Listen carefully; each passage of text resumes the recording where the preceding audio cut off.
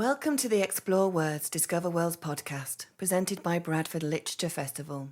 In this episode, we are joined by authors and Brontë experts Adelle Hay and Nick Holland to explore Anne Brontë's life, legacy, and her debut novel, Agnes Grey. Set against the backdrop of 19th century England, this poignant novel follows the experiences of Agnes, a governess, as she navigates the complexities of love, morality, and social class, which is argued to mirror Anne's own life. Recorded live at the 2024 Bradford Literature Festival, journey into the heart and mind of Anne Brontë and her timeless masterpiece.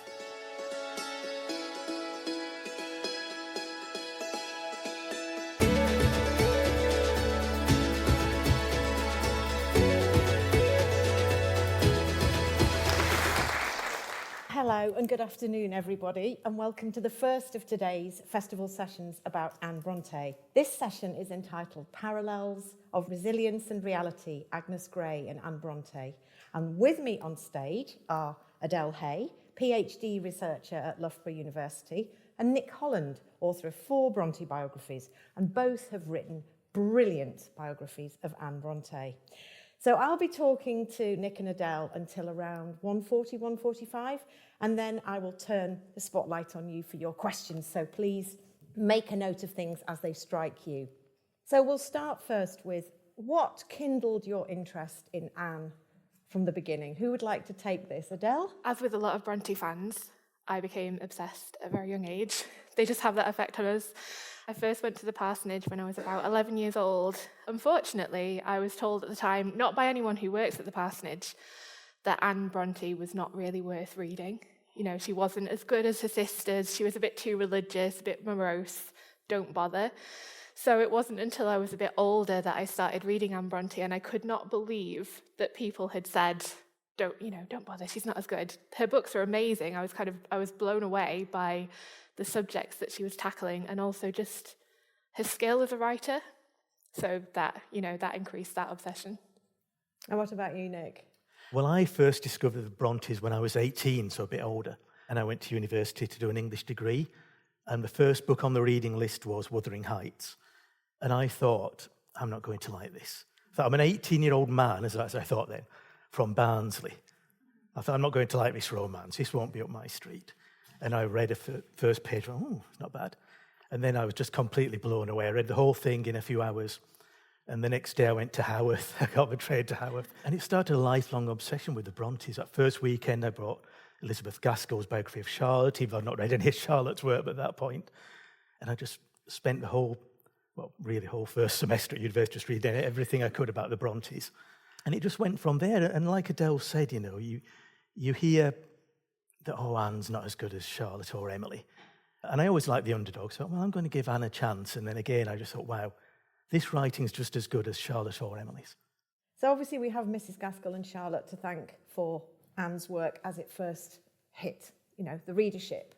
So how much damage or how much skewed perspective was there in terms of how Anne was perceived when she was first published? Can we take that from you first, Adelle? I've been doing a lot on this for my PhD. It's one of my special interests. After Anne died, Charlotte famously wrote a biographical notice of both of her sisters. So both Emily and Anne had died at this point, and a new edition of Wuthering Heights and Agnes Grey came out, edited by Charlotte. She also wrote a biographical notice of Emily and Anne, and she also wrote a preface to Wuthering Heights. So Charlotte Brontë is kind of all over this new edition. It's like she's presenting her sisters in a light that she's curated their personality and their reputation. And I think this was in response to a lot of really horrible reviews of both Emily and Anne. So reviewers and critics were saying, these Bell brothers, they're nasty people, they're very coarse, they love morbid subject matter, they shouldn't be writing about this kind of thing, their books are dangerous. And I think Charlotte saw that, and it really did upset her. She was writing to her friend Ellen and saying, it's really painful to me that they have this idea of my sisters. So she presented this new edition of their work with unpublished poems, a biographical notice that I think came from a good place, but has ultimately done quite a lot of damage to how we see Emily and Anne. Anne in particular Charlotte wrote that she was unlearned, which we know isn't true. She didn't mention anything about Anne's, work as a governess. She made them seem very insular and also very she said about Anne that she had a religious melancholy, that she didn't really talk to anyone apart from to talk about religion. So yeah, I think she unwittingly did quite a lot of damage that was then repeated by Elizabeth Gaskell and subsequent biographers. And does that chime with your thinking, Nick? It does, and I agree that biographical notice and then Elizabeth Gaskell's biography, which is largely based on what Charlotte had told Elizabeth. Elizabeth never met Emily or Anne. They'd already died by the time she came to know Charlotte. And I do think it damaged Anne's reputation especially. Charlotte said, she's a melancholy woman. Writing Tenant of Wildfell Hall really drove her to the edge, in effect, she was saying. And Charlotte wrote to her publishers, Smith Elder, when they were preparing the works to be reissued. And Charlotte even said, I think republishing Tenant would be a mistake. And I think that really damaged that book and Anne's reputation. It was another 10 years, really, before it came back into print. By that time, people had forgot about it or they'd moved on from Anne Brontë. So I think it's great to see talks like this, lots of people here, and the new influx, really, of Anne Brontë scholarship and Anne Brontë biographies. Because I think at last Anne's time is coming and people are learning about her. And not just what Charlotte said, but I agree as well with Adelle that, Charlotte did, in a sense, you could say, belittle Anne in the biographical notice.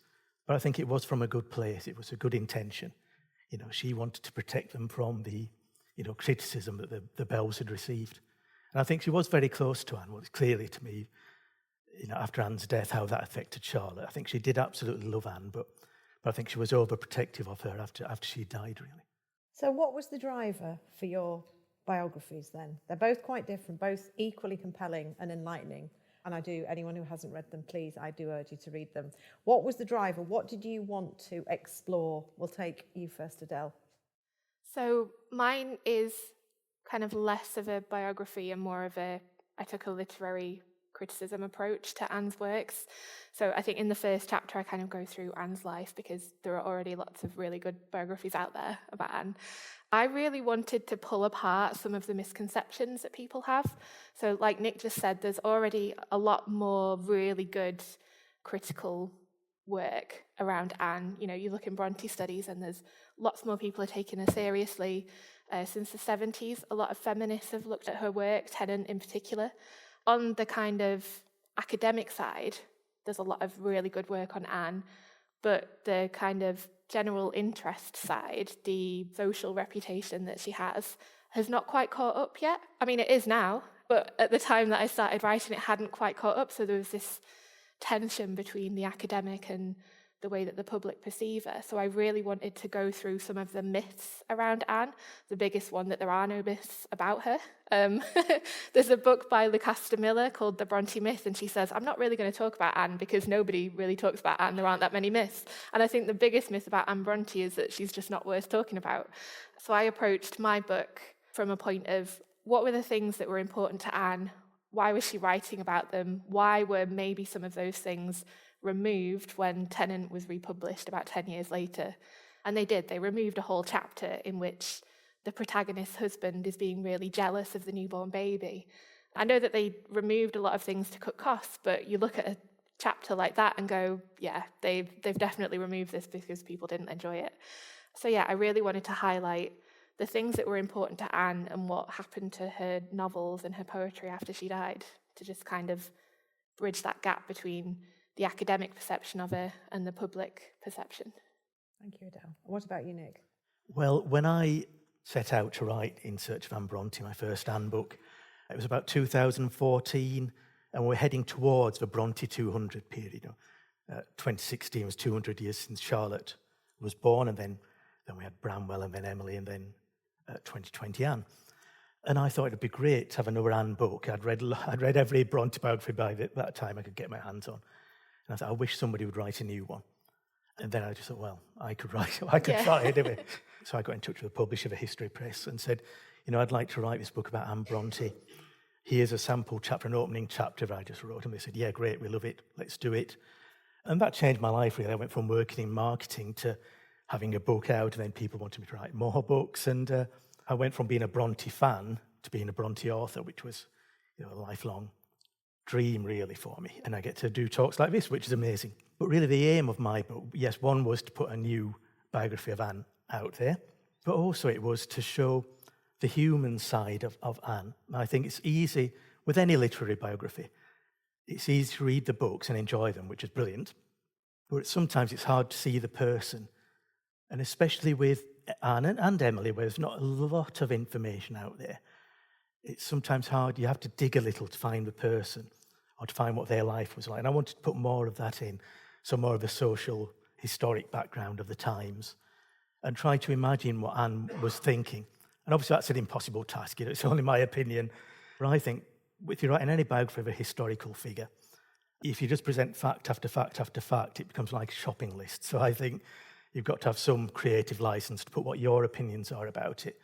And people might agree and they might not, and that's absolutely fine. But I think it's always good to try to flesh out the character or to make people think what was life like for the Brontes in Haworth Parsonage or in Scarborough. And so that's what I wanted to do as well, put like a bit of the humanity back into the Bronte sister story, really. She did very well. So Anne was the youngest of the sisters, and I wondered how much you thought her position in the family was a factor in how her siblings treated her, how she's perceived, and also a light that it might shine on her extraordinary resilience, which is part of the title of today's event. Who would like to respond to that? Yeah, Anne, like I say, Anne was the youngest of 6 children. Once I went to a pub quiz. It will be relevant to this answer, honestly. And by coincidence, there was a Bronte question. And the question master said, it was a ridiculous question anyway. Who is the least famous Bronte sister? That was the question. So I had to put Anne. I wanted to win the quiz. So I knew that was the answer they were looking for. But of course, it's not true. It'd be, the eldest sisters, Maria or Elizabeth, one of those. So there were 6 Brontes siblings, but people only remember 3. Anne Branwell, who is thankfully coming more into the spotlight as well.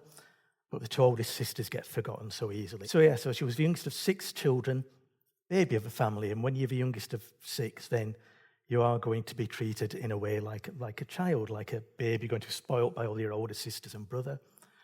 And you get a glimpse of that in Agnes Grey, where Agnes, who was the youngest surviving, only 2 surviving siblings in there, of 6 children, and she wants to be a governess, and they say, oh no, you can't do that. She wants to help around the house, go and play with the kitten, they say.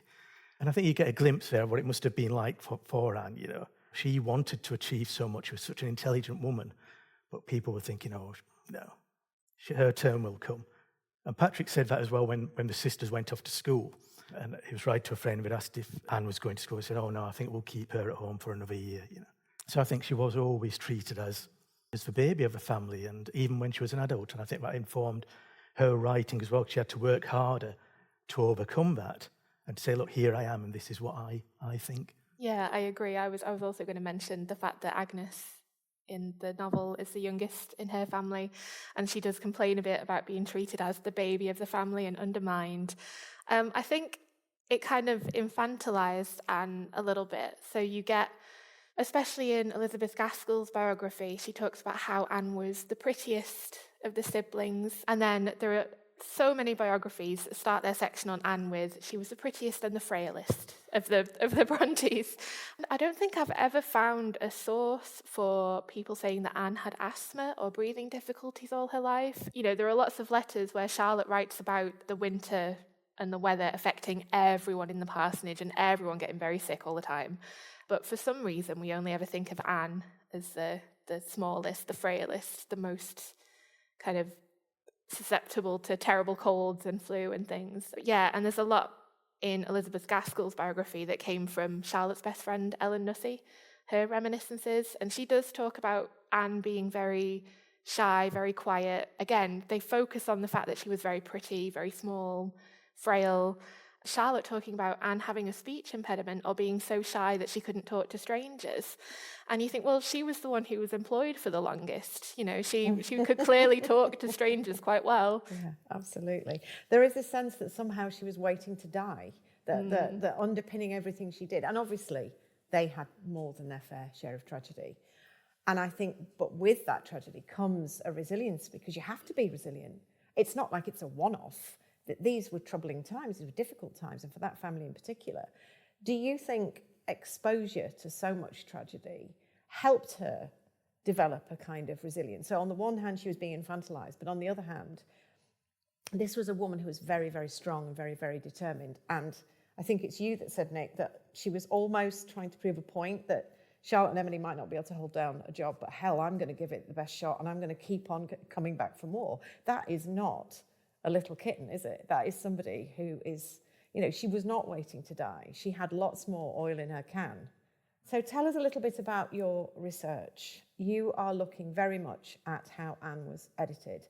And without being too technical, I'm sure there's plenty of fans who would love you to be technical, but I'd love you to talk a little bit, because no one's really done very much work on the actual texts, the poems, and how those words have been manipulated. Can you tell us a little bit about the journey you've been on and what you've uncovered? Even modern editors have to make their own choices as they're editing Anne's works, but I'm really interested in how they were initially edited. So Tennant went out of print, obviously. When it came back into print, lots of things have been removed. But even before that, Charlotte was editing some of Anne's work as well. So she edited Agnes Grey. The things that she edited in Agnes Grey, I think, were mostly just kind of superficial. So she's tried to go in and correct some of the things that the publisher, T.C. Newby, infamously made a mess of. Lots of spelling errors. The punctuation is all over the place. So Charlotte's gone in there and tried to fix some of that herself. She's not actually been that invasive. But when it came to poems that she chose to include in that edition, she's really focused on choosing very religious poems that Anne wrote. And she's also changed some of them to include even more religious references. So she's included lines about Moses in some of Anne's poetry. And then in the introduction, she compares Anne to Moses, never quite saw the promised land. And she's making all these parallels. And I think, and also most famously, she edited Anne's last poem.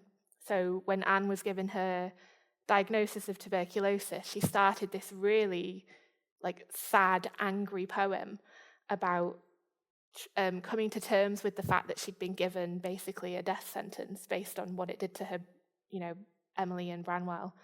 And Charlotte reduced that. She got rid of 8 of the stanzas, and she made it kind of about Anne's sadness at losing Emily rather than her own anger at receiving this diagnosis. And it's quite dramatic as well. So Charlotte says, "I've given the last words of my sister Emily." It wasn't actually Emily's last poem, but she presented it as Emily's last poem. That's another conversation. And she presented this poem as Anne's last poem. The meaning of it has been completely changed. It makes it sound like she's fed up, she's waiting to die, she's so sad about losing Emily.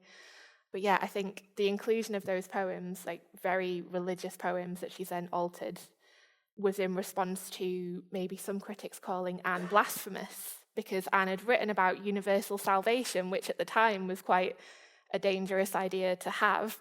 And so Charlotte, I think, was really honing in on that and trying to say, she was just scared of going to hell. Look how religious she is. She's, very serious. But I think that also did a lot of damage to the way that we see Anne.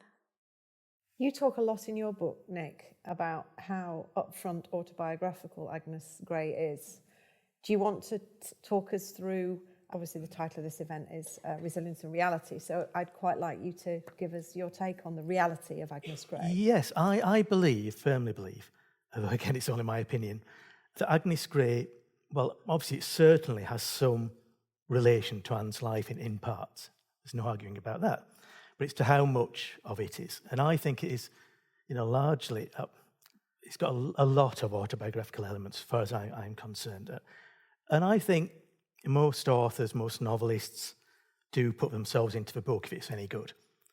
Especially first books. I think a lot of them, like The Professor, which was Charlotte's first book, a lot of them are based on their own life experience or what they would have liked to happen in their lives or people they've met in lives. And I think Anne tells us that herself in a very first paragraph to Agnes Grey, which says, all true histories contain instruction. And then she goes on to say, shielded by my obscurity, a passage of years and a few fictitious names I will not fear to venture. She says, I'll set down what I wouldn't tell to my closest friends. And I think that's what she does. When she wrote Agnes Grey, as far as she was concerned, she probably thought it might never get published. People won't be talking about it 200 years later. I'm sure she wouldn't have thought that. So again, that was another barrier where she could talk about, especially about these two governess positions she'd had. And really, I think in a way, revenge might be a strong word, but I think it was a cathartic experience for her, where at last she could talk about her experience as a governess in Mirfield with the Ingham family, who were, if we believe what we read in Agnes Grey and what we hear from other sources, from Charlotte, who said the Ingham children were desperate little dunces, that she had a really tough time being a governess there. And I think that's really explicitly spelled out in the book when we hear about Agnes teaching her first set of children, the Bloomfield children. And then later when she talks about the Murrays, which I believe very strongly were based on the Robinsons, a second family, who she was governess with for more than 5 years. It's a nicer portrait. They're not cruel children in Agnes Grey. Agnes is infuriated by them, by their attitudes to love, particularly, and to society, but there's no bitterness really towards them. And again, in real life, I think that's what it was like with the Robinson children and Anne. They really came to love their governess. They bought her a spaniel, Flossie. Years later, unfortunately, when Anne was dying of tuberculosis, they came to visit her, in the snow in winter. And Charlotte wrote how delighted they were clinging onto their former governess. So I think there really was a close bond. And I think that comes through in the book. So I think the two governess episodes in the book really are, in large parts, drawn on her own experiences. But then there's a third section, really, a third main theme, I think, to Agnes Grey, which is the relationship, the love episode, which is a bit more problematic, the love episode with Reverend Weston. And again, I think it's at least partly because I want to think this, because I'm a romantic, sentimental fool, really, that Weston is based on Wakeman, yet sounds a bit like it to start with. And I think Anne certainly had a hope that something would happen between her and William Wakeman, who was the assistant curate in Haworth, and who died tragically at a very early age. And that, I think, put an end to Anne's hopes for love. But she put it in the book, She wanted to give herself, or Agnes, the love affair and the happy marriage that she couldn't have. So I think that part's not based on real life, but I think it's certainly, in my opinion, based on what she would have liked to happen, or just a dream, really. At the end of your book, Adelle, you say something along the lines of, the more you're incapable of speaking up for yourself, then others will do it for you. What was the pivot point in terms of was it literally just waiting for societal change so that she could be viewed through a different, more contemporary prism? What was the pivot point in terms of people looking back at Anne? Because she wanted to be seen that. She felt that women were every bit as good a writer as men. And she was most comfortable with writing as a woman and being seen as a female writer. So she was trying to speak out. You talked about it being stifled earlier, but what let the genie out of the bottle good and proper? What was that pivot? In the 1970s, people started returning to the Tenant of Wildfell Hall. In particular, there were a couple of papers written by G.D. Hargreaves, who's one of the heroes of my research. He restored the original text. It had been restored in the 1930s, but it was part of a really kind of special edition, limited edition of the Brontes novels. But since 1854, no one had had access to this original full text of Tennant, and he brought a lot of attention to that. He edited an edition of Tennant in 1979. You've also got Winifred Guerin, I never know how to pronounce her name, the famous Bronte biographer. She wrote a really flawed but lovely biography of Anne, and I think that was maybe the first time that anyone had been sympathetic like that towards her. So you've got Winifred Guerin, you've got G.D. Hargreaves saying, hang on a minute, Tennant isn't quite right, we need to go back and look at this. And then obviously kind of new wave feminism and people looking again at the Brontes and also Anne this time and saying, actually, Agnes Grey is a really, really important novel about work and women who work, Victorian women who had to work and whose only option in life was either to marry really well or be a governess. And then also kind of looking at Tennant and saying Anne was looking at really serious issues in society that are still relevant today, really. But yeah, I think it was around the 1970s, particularly on an academic level, that people started to pay more attention to Anne. And I think as well, in a kind of more general sense, people have started to pay more attention to Anne, I think, since maybe the Brontë bicentenaries. So with your book and Samantha Ellis's amazing book as well, and a lot of really, really good documentaries that came out around that time, people are starting to pay more attention to Anne, I think. So it's been a long process, but yeah. And it can't have helped being published a lot in a volume with Wuthering Heights. That must have been quite an extraordinary, thing for the public to deal with, because obviously they are very, very different books. Mm-hmm. It was a long time in coming, but we're delighted that it is. What role do you think the Brontë Parsonage Museum has in terms of how Anne is represented, and how important do you think having those physical artefacts as sort of portals into possibility and autobiographical interpretation? I think it's vital. It's absolutely. Brontë Parsonage Museum is an amazing, amazing place. I think I'm biased, but I think it's the best literary museum in the world, because it's got such a collection of physical things. And you go around and you see it. People are really moved, especially one of the items that's often on display is Anne's handkerchief, with blood stains on it. And it's so moving. Or Charlotte's baby bonnet, that's another, such moving artifacts. But the everyday things as well, the clothing they wore, slippers, spectacles, the books they read. And now we've got the dining table with an E scratched on it that Emily might have done. It seems possible.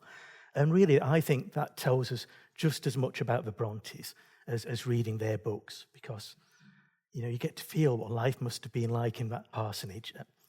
When Anne was there, when the Brontës were there, it was very different, of course. It was cold. It wasn't full of tourists, so that's a big difference to start with. And Haworth was hugely different. It was now it's an absolutely beautiful tourist village. And then it was one of the deadliest places in England. People were dying very young.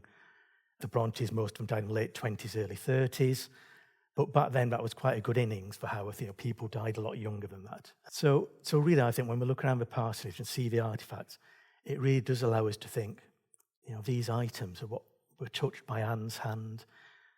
This is a handkerchief that Anne used when she was coughing with tuberculosis. And I think it's vital that we still see those artefacts. And they have a difficulty, I suppose, at the parsonage. We've got such a huge collection now. And a lot of the items are frail, so they can't be displayed. A lot are in storage, because we've got so much. But they change things every year, which is brilliant. But I'd still personally like to see more Anne items there. Charlotte dominates. In a way, it's because we've got more Charlotte items and she lived longer. We've got more things that belong to her. But I'd like to see more Anne items on display other than just the handkerchiefs. Oh, Anne died young. Wasn't she tragic? Which it was. But I'd like to see more emphasis about the happy years that she had in the parsonage as well.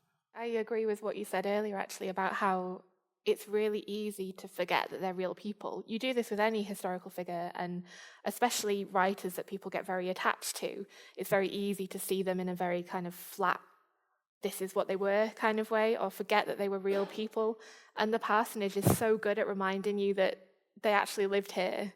You can have a look at Emily's diary paper about them sat in the kitchen, and you can actually go see that kitchen where they would have sat to write their tiny books and things. And I agree that I would like to see more Anne things, but again, they don't have as many Anne things as they do Charlotte and Emily.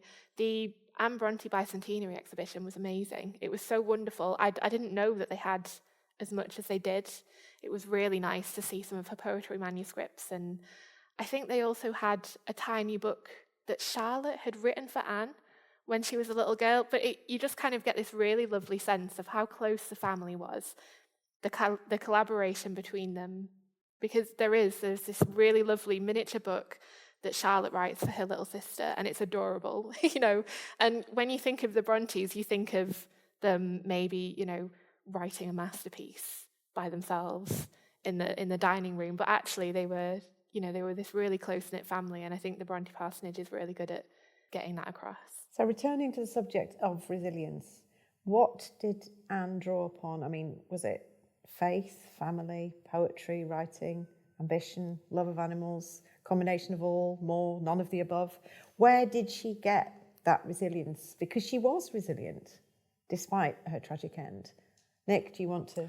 Yes, you're right. I think out of all the Brontes, in my opinion, Anne was the most resilient. And one way we can give evidence for that is that she worked a lot longer than her sisters did. Emily had a short stint as a teacher, and Charlotte had short stints as a teacher and a governess. But Anne held down a job for more than 5 years and was really valued and loved by the people she worked with. So I think she had resilience and strength there.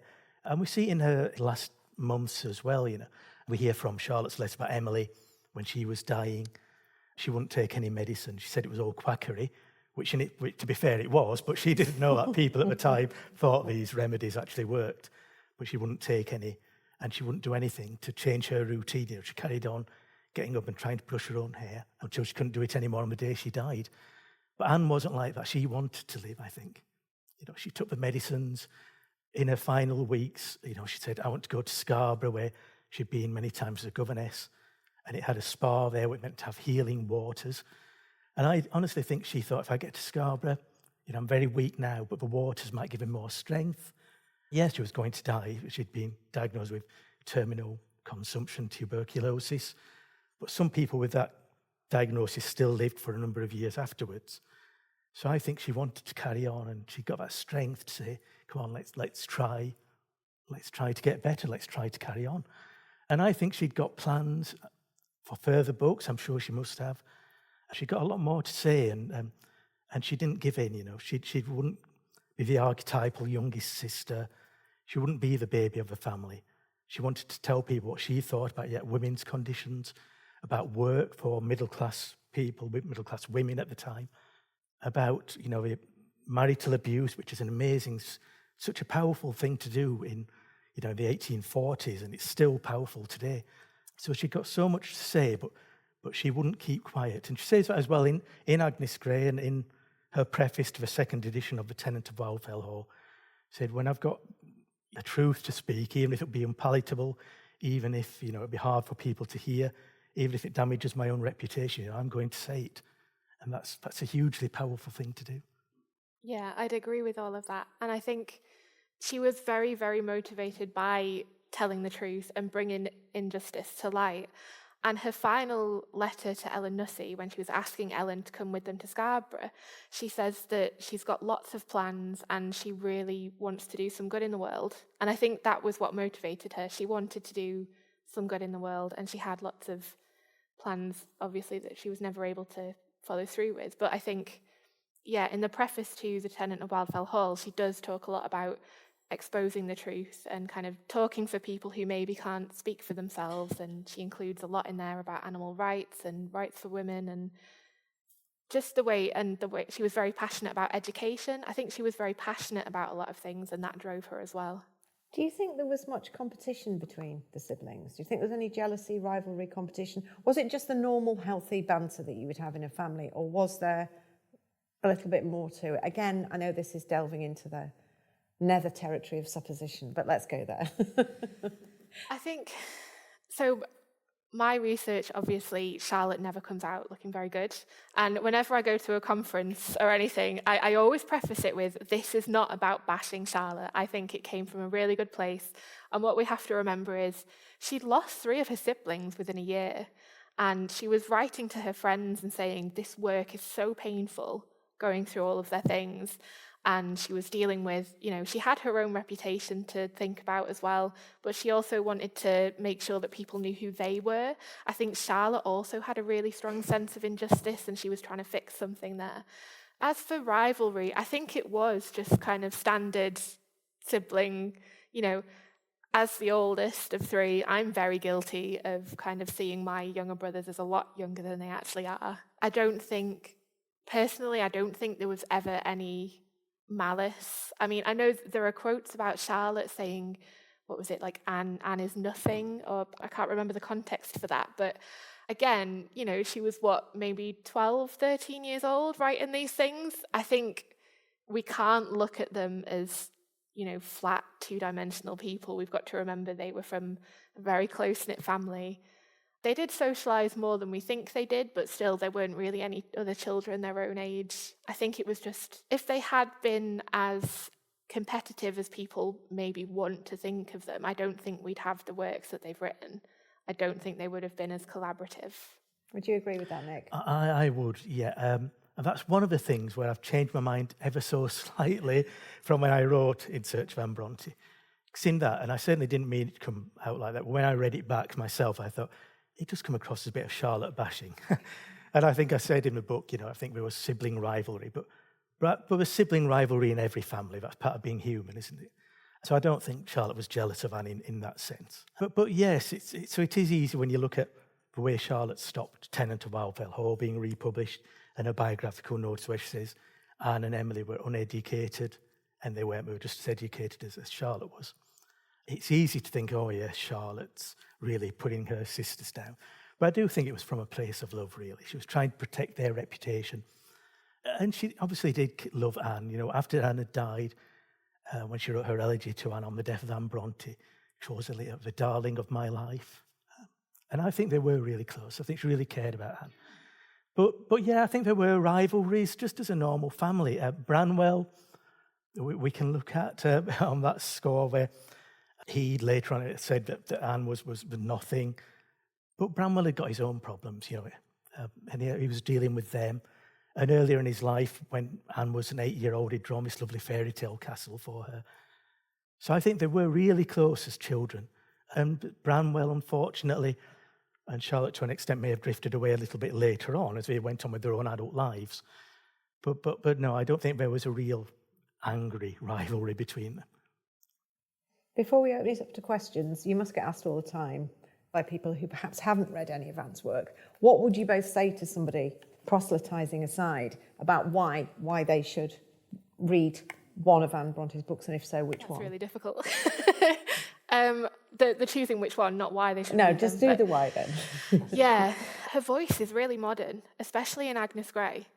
It's, you think of classic literature and you think of really difficult things to read, but Agnes Grey especially is very, very easy to read, and it's a lot of fun. And I think people also forget that Anne Brontë was very funny. There's lines in this, like Rosalie Murray and Matilda are talking about a ball, and Rosalie is saying to her sister, "Wasn't I beautiful, Matilda? I was amazing," and Matilda just goes, "Middling." And that, that... I love stuff like that, and things where, like, Helen is talking to her aunt in the Tenant of Wildfell Hall about the Bible, and her aunt is horrified at what Helen is saying. And she says to her, "Where have you been reading all of this, Helen?" And she goes, "In my Bible, aunt." And that it makes me think of the diary paper where their aunt is saying, "Where are your feet, Anne?" "On the floor, aunt," or something like that. And it's just that kind of very dry humour. Things like in the Tenant of Wildfell Hall, there's Gilbert's younger brother, teenage brother, is hilarious. He's just this very sullen teenager who thinks, "Oh, I've got to go in the field again," kind of thing. And yeah, there is a lot of humour in Anne's books. And it's not just, Charlotte wrote in the biographical notice that Anne hated her work but would pursue it, in this kind of, I want to teach people, I want to moralise. They're not moralising, they're very human, I think they're still very relatable and very easy to read even now. My favourite book of all time is Wuthering Heights. I mean, I used to talk about it, but I love that. But I think Anne's books are really up there. They deserve to be in the Premier League, really, of novels of the 19th century, any century. And I especially love Agnes Grey, because it's a short book. It's so easy to read, like Adelle said. You can whiz through it, and it's really enjoyable.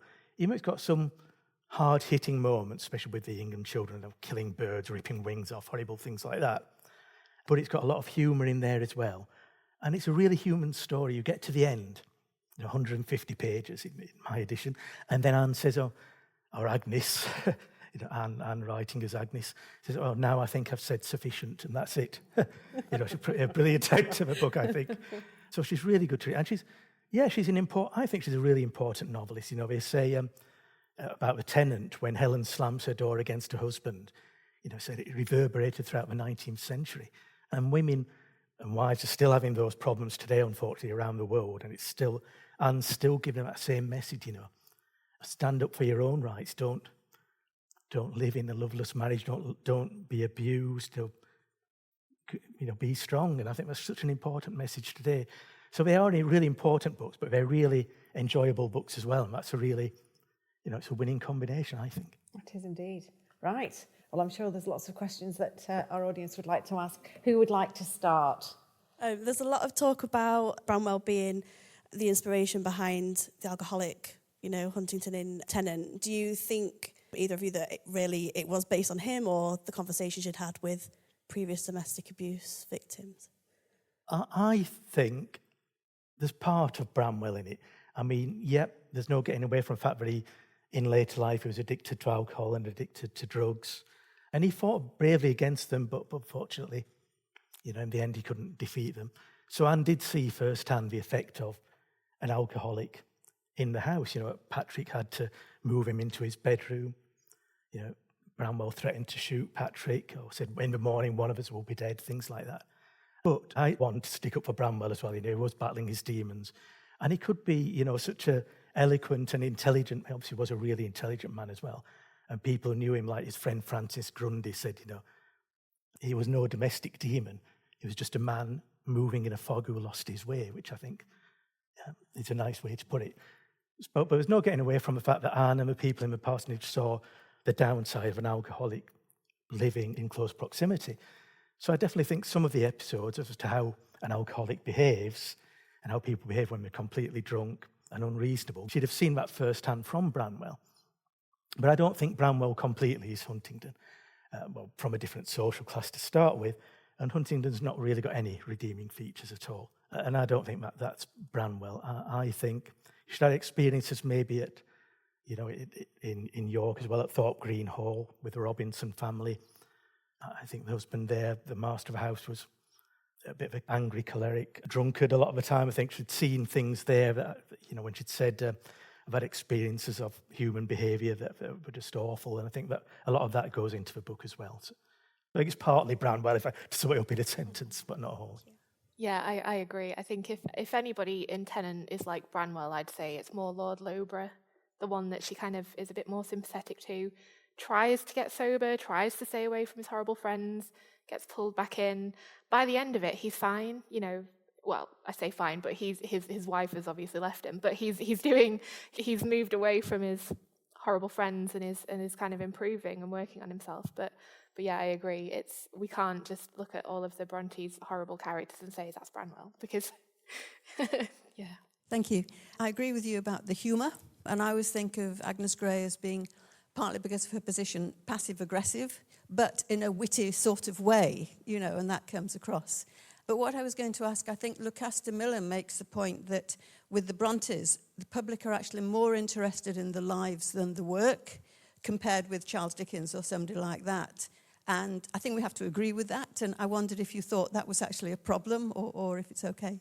I wouldn't call it a problem. I think it's really, really interesting that they have become so famous. There are lots of people who are maybe Bronte fans who haven't read the books. They just think that they're incredibly interesting people to learn about, which I think is amazing in itself. And I think a lot of that started because they were initially anonymous. You've got 3 people publishing under male pseudonyms. People thought that they were all one person, the Bells, or it was, one person using 3 different pseudonyms to write books.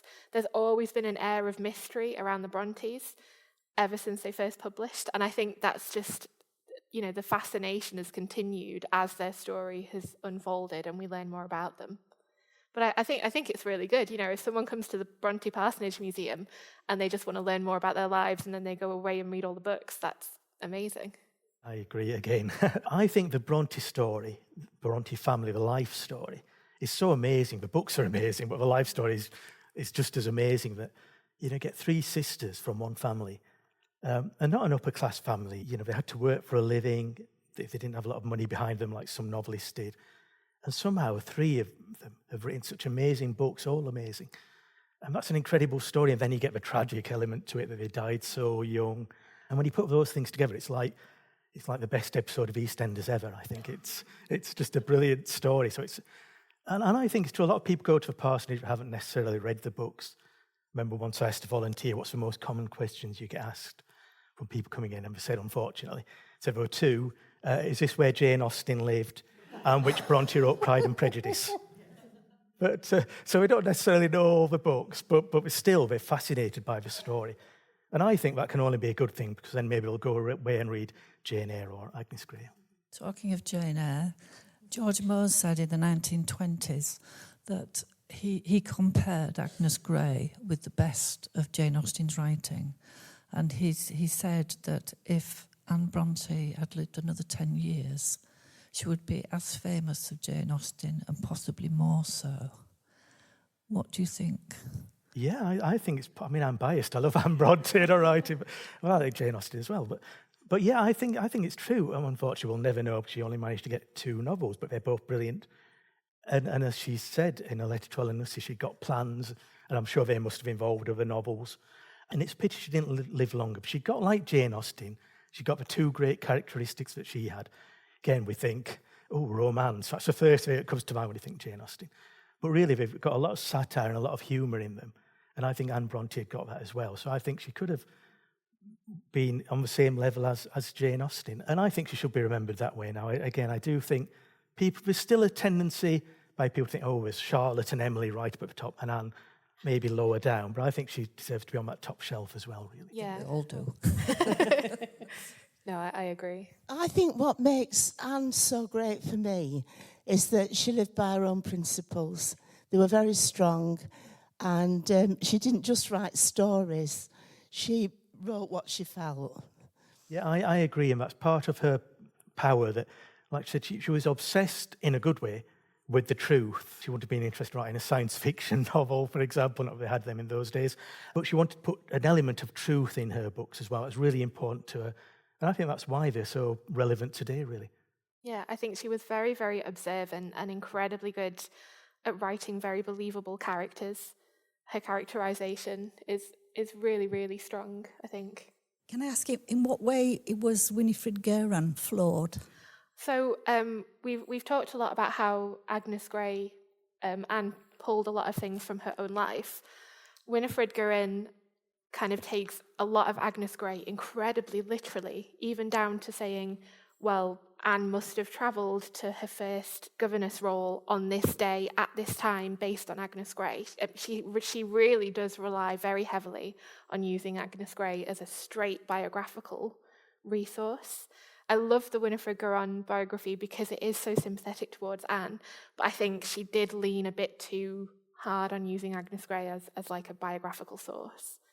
Thank you both for this talk. It was really refreshing. I just wanted to ask, at the risk of sounding like falling into the stereotype of moralising, there's been like critical analysis of Helen's diary as like conduct lit, and I wondered if maybe instead of viewing Agnes Grey as like purely autobiographical, whether a case could be made for viewing it as conduct lit as well. I've read some really interesting analysis of Agnes Grey as maybe Anne's own attempt at kind of writing a sermon, because there's a huge section in Agnes Grey where Agnes is talking to one of the characters called Nancy Brown, and Nancy Brown is kind of having a religious crisis of her own. You know, she's quite old, she's struggling to get to church. The rector is kind of making fun of her and saying, you need to be in church, because how are you going to know how to worship properly if you don't come to church? And then there's a whole conversation there with Agnes where she's kind of saying, she's criticising, I think, a lot of members of the clergy who just kind of took the job for the money and then didn't care about their parishioners. So yeah, there's a lot of that in there. It is quite instructional in places, especially with how Agnes approaches being a governess as well. But it's also kind of cleverly disguised as just this really lovely, enjoyable story that you don't realise you're kind of learning things. I agree as well. I mean, again, it's that first line, all true histories contain instruction, and I think that was always at the front of Anne's mind. And it was a really brave thing to do it in both her novels. She talks about religion, and she's a clergyman's daughter herself.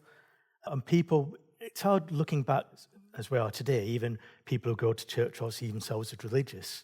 I don't think religion dominates their lives as much as it did a lot of people in the 19th century.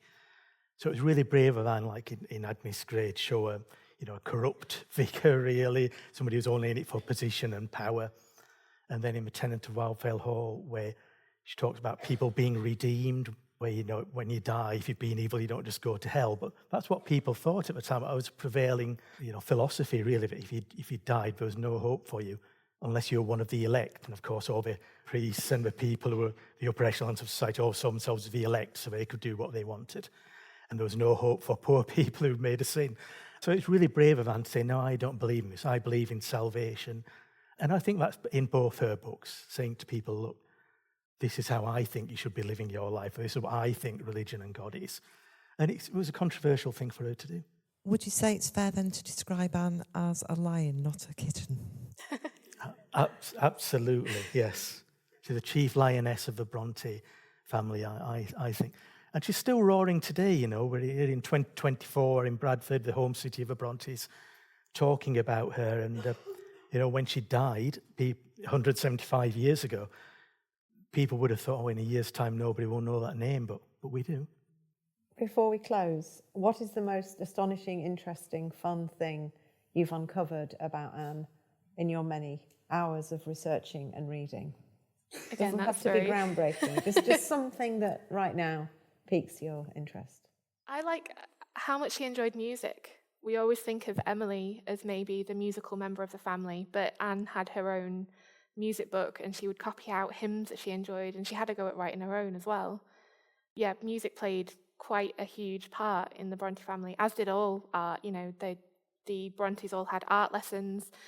And I really enjoy Anne Bronte's art. You know, that's one of her sketches on here. But yeah, I think it's really lovely to think of them enjoying music and art.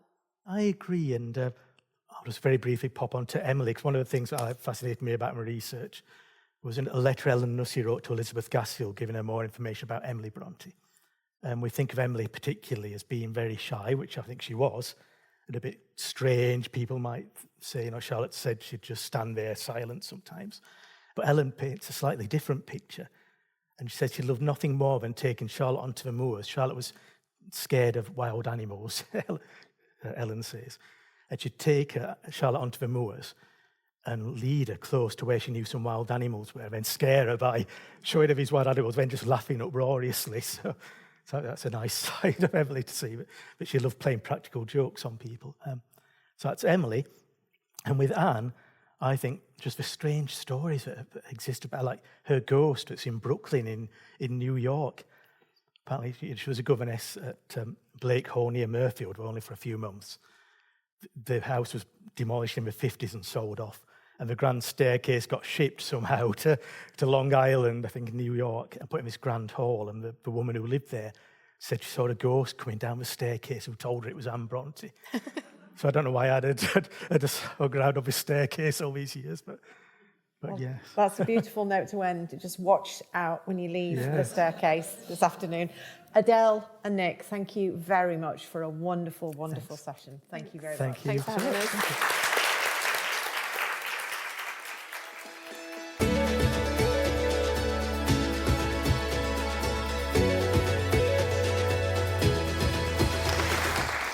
Thank you for listening, and thank you to everyone who attended our 2025 Bradford Literature Festival and helped to make it such a success. You'll be able to listen back to some of our selected events in the new series, coming soon.